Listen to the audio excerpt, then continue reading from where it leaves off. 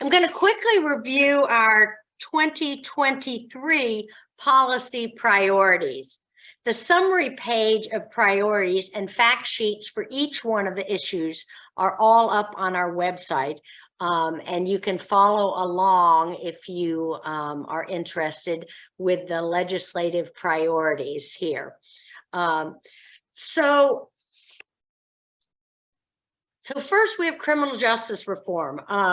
We are working again on the same bill that we worked on last year on limiting the use of solitary confinement. But this year, we have a Democratic patron in the Senate and a Republican patron in the House.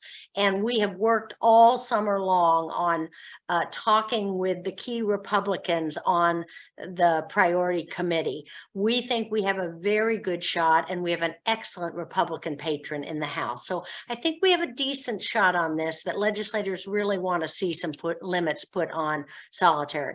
If we can win this, we will be the first state in the South to put limits on the use of solitary confinement. We're also supporting bills that are being led by the ACLU on ending profiteering in jails.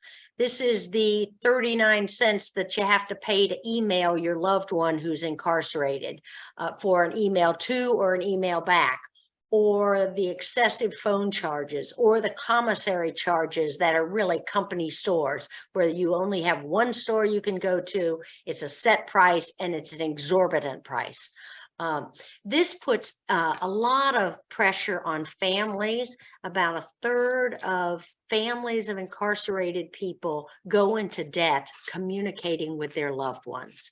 And we know from studies that people who are incarcerated, who are able to stay in close communication with family members, have much lower rates of recidivism, and their children do much better in school if they are in regular contact with their parents. And so it is in our self-interest as a society to have this kind of communication going on. And yet when we allow for-profit companies to charge excessive rates, we really undermine that public good. And so we want to change that. On health equity, we really have a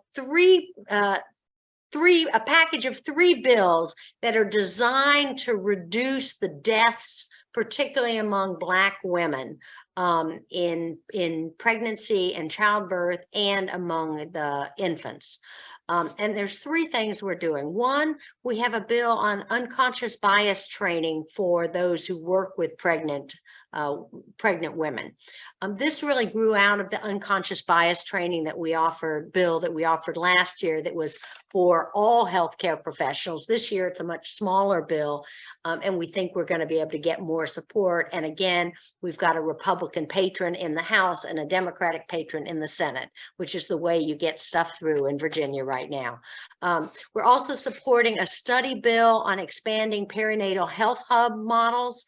This is really because we have so many counties where there's no place for women can deliver babies. There's no emergency rooms. There's just not there's not places to deliver. And so we got to look at some alternative ways to support women in delivery. And then we're supporting a bill that would allow midwives to provide life-saving drugs that are needed when women are delivering. So it's really a set of bills that are designed to reduce maternal morbidity and infant mortality.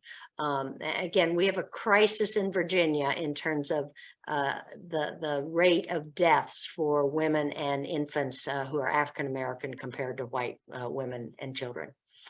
On our worker and family support category, we will again run a paid sick day bill, probably in both the House and the Senate, but we will not be able to win a bill this year. We do not have the votes in the House. We can't get it out.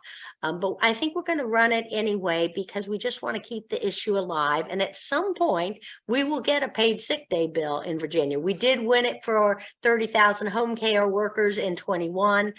We could not get anything out this year in 22. We will not be able to get it out in 23. But maybe if some things change, after the election, we could get a bill out in 2024. So we want to keep this issue alive. We do think there's a shot at getting more money for child care assistance for working families. And so we will be supporting some of the efforts. There's a lot of conversations going on with the governor's office right now about trying to get him to put extra money for child care assistance in his budget. And if that happens, we will support that. We're also following up on the work that we did last year on affordable housing.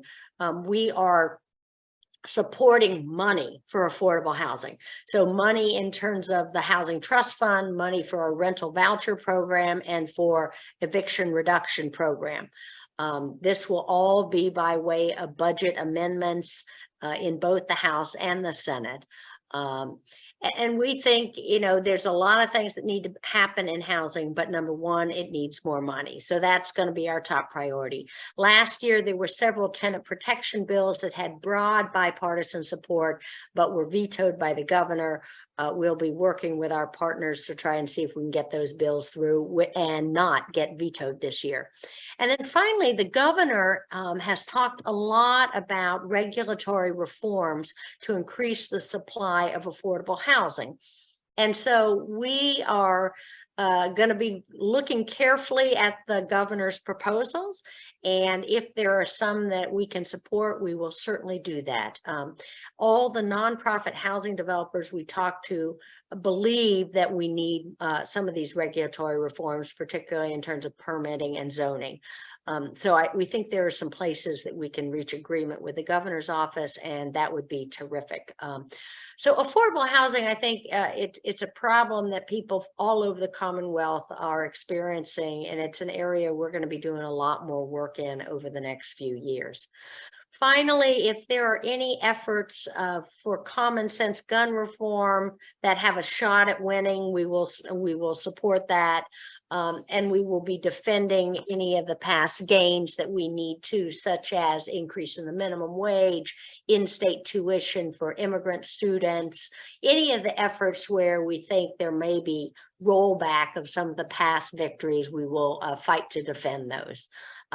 So that is essentially our legislative priority for 2023.